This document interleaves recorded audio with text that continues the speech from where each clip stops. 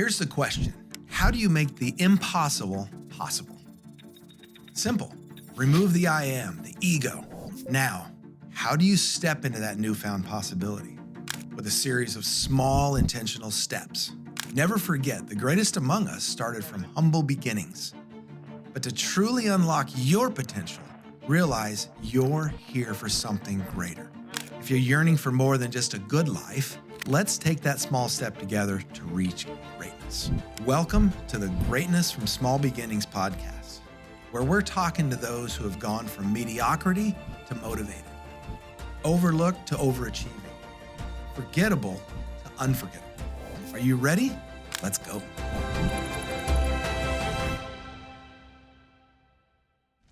Hello, everybody.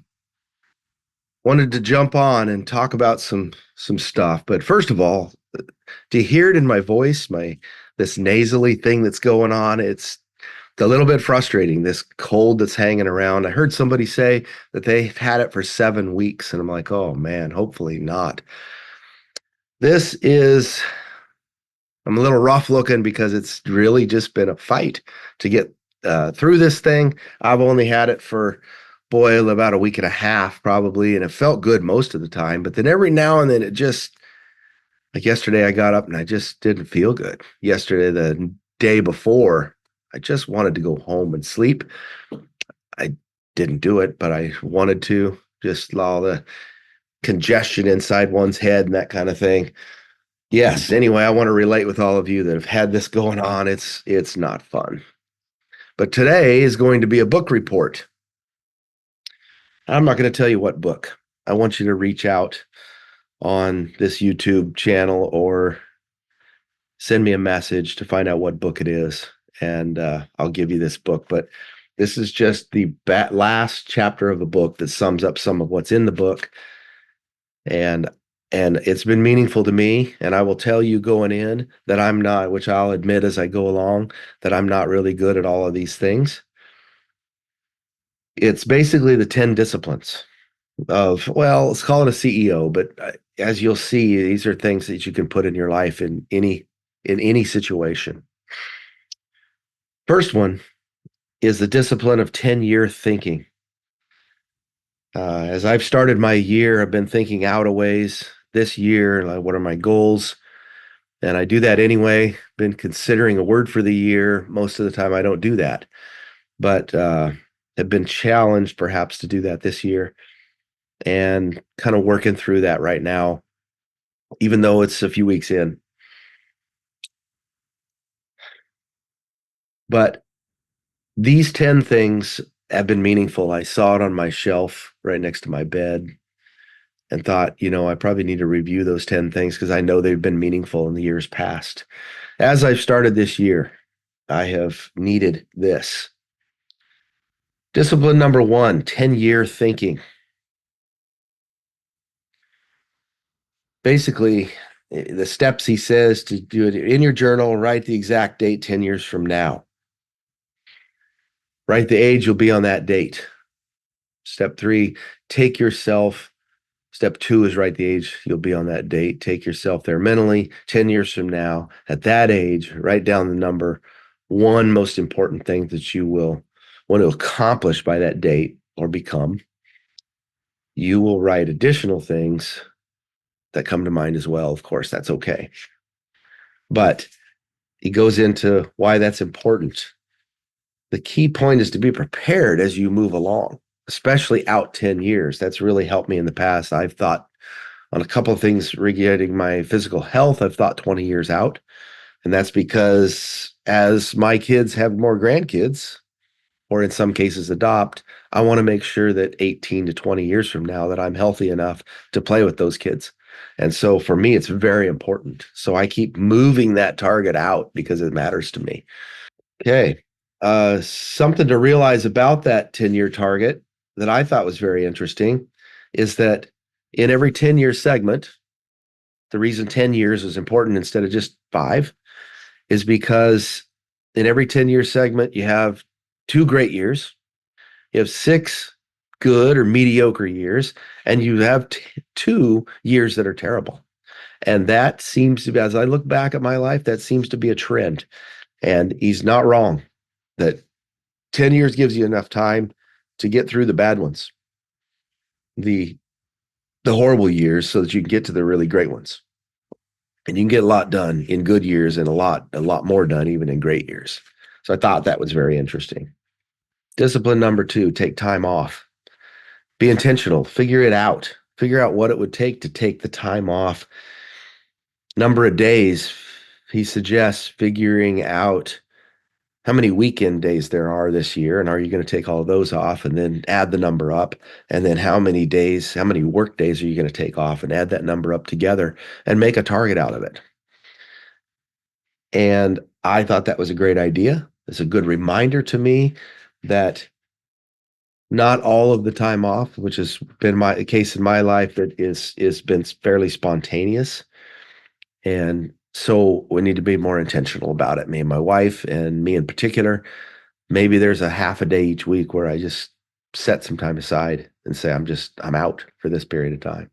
And then it says, please write your days off commitment in your journal. So we'll get to some of that in a minute. Maybe not a journal, but the one we'll talk about it as number like 8 or 9. Know thyself.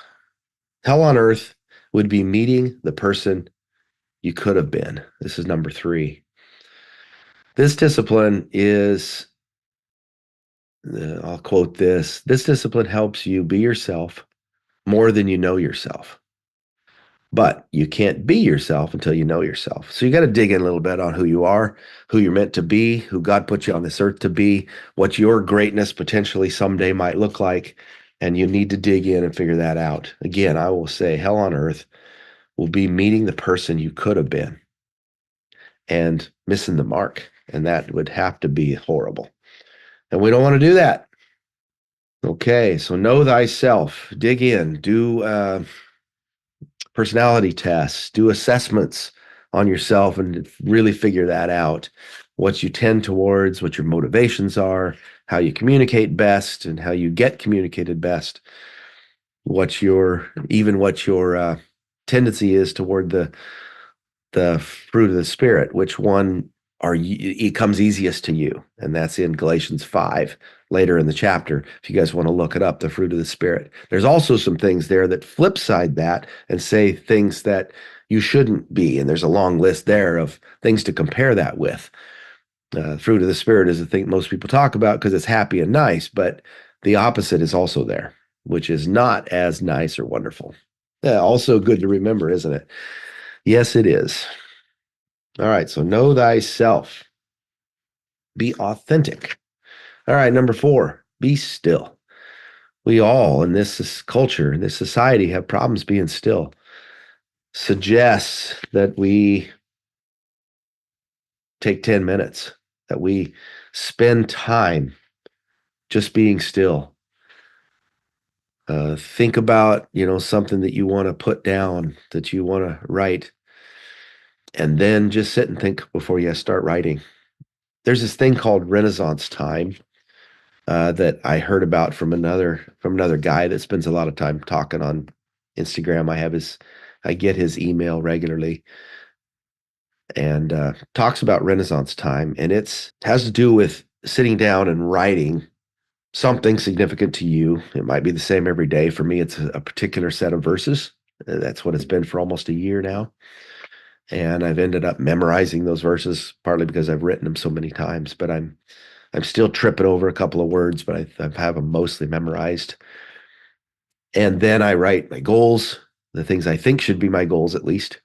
And I've seen those move around, probably based somewhat on the verse that I'm talking about, that I'm writing every day and thinking about, and then just brain dump. But this guy suggests that you spend 10 minutes or up to 30 minutes every day, just spending some quiet time and put those thoughts down if you can. But the main thing is to have some quiet time to be still. All right. Discipline number 5, know yourself. Know your 100%. Figure out in your life what your 100% work week would look like, your 100% effort, your 100% you, your most authentic you in regards to a percentage, and then make sure you don't exceed that, because you get past that and you aren't your best. And that's like a long time project, I think, to figure this one out. But I think it's really good. I have not gotten all the way there yet. A lot of things push me around and are reactive. And I would rather be intentional, and not there yet. Discipline number 6, say no often. And we all have a problem with that. So do I. Uh, he suggests, please write one thing down that you recently agreed to and you should have said no. Might be an appointment, a schedule, project committed to do, or an event you've planned. And then commit to saying no to at least one person this week, based on the fact that you've committed to something, you're going to live up to your word, you're going to do it, but then what's your next step? And he also says, if it isn't a grand yes, then it probably should be a no. Like, how do I find someone else to do this? And that's, typically at work, but that could be anything. It could be a lot of things too. We need to learn to say no. Either we can say no and regret it for a few minutes, or we can say yes and regret it for days, weeks, months, or even years. Oof. Boy, do I know that one. Okay, here's one that I have to work on all the time. Don't do $20 an hour work, especially if you earn well. Don't do $20 an hour work. Find somebody else to do that $20 an hour work. And most people don't make 20, 25, whatever it is. You've got to pass it off. And I need work at this. A story in this book, why is this executive looking over the invoices that go out to be paid every week?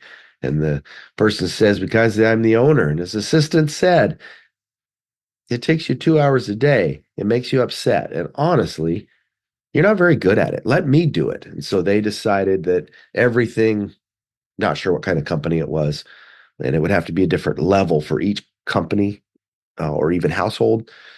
But everything under 50,000, she just approved and paid, unless there was some major question.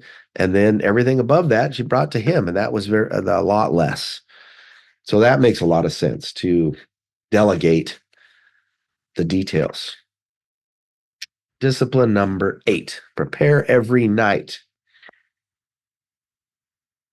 Not good at this either. Sometimes I'll sit down in my chair and I will fall asleep. And man, that is something I've done a lot lately. It's winter, dark early. My body shuts down early, but I should have my yellow notepad next to me to write things down for the following day, at least in the margin, to remind myself. Transfer today's to-dos that I didn't get to the next day and things like that. I use sticky notes, but I actually have begun to put them in my yellow legal pad. And then so that's preparing every night for the next day. They say that sleeping is way better if you do that. I haven't experienced that in the same way, but perhaps I need to get going on that and experience that for myself. Number 9 is similar. Put everything in one place. This guy said a yellow notepad, and this is where I got this idea. That's why I use one today, because a few years ago I read this book and discovered that I actually like it that way. I can brain dump onto that yellow page. I can take it with me into meetings. I can write in the margins, and I can make sure that I think deeper, listen better as I'm writing things down, and then I can actually review what I was thinking at the time, and that's really handy. So I'm promising you that I'm going to double down on that idea. Be humble. Oh, be humble. Remember that the people around us need all of us. They need the authentic us. They need an organized us. They need our full attention, and they need us to be moving towards greatness. And we need to be intentional about doing that. Less arrogance, more humility. And all of us know people that are just systemically arrogant. And you know what? They're super irritating to be around. They're hard to be around. It's work to be in their presence. And we don't want to be around those people. But humble people can still be forceful. They can still be good bosses. They can still say this is the way it needs to be, and they can communicate at a high level, but they don't have to be arrogant, and we don't either. So, in the case of a company, be humble. Don't say, I'm the owner. You, as the owner, in my case, the founder, 40 some years ago in my company, I have the right to bust down the door and say and demand things. I probably have that right. I've earned that right, but I don't do it. That's not me. That's not authentic. And that's not humility at all. And I think that it's easier to catch flies with honey than it is vinegar. And those of you who've heard that being collaborative gets you further. So back through the list as we close out. Number 1, 10-year thinking. Number 2, take time off. Number 3, know thyself. 4, be still. 5, know your 100%. 6, say no often. 7, don't do $20 an hour work. 8, prepare every night. 9, put everything in one place. 10, be humble. There we go. So as I close out, I say that the statement that I always close out with, because it matters in regards to greatness. Zig Ziglar said, you were designed for accomplishment, and you were. Engineered for success, and you were, by the God that made you, and endowed with the seeds of greatness, and you are. You have them. You've got them in your possession. It's time to go use them. Now, the call to action. Now go be great.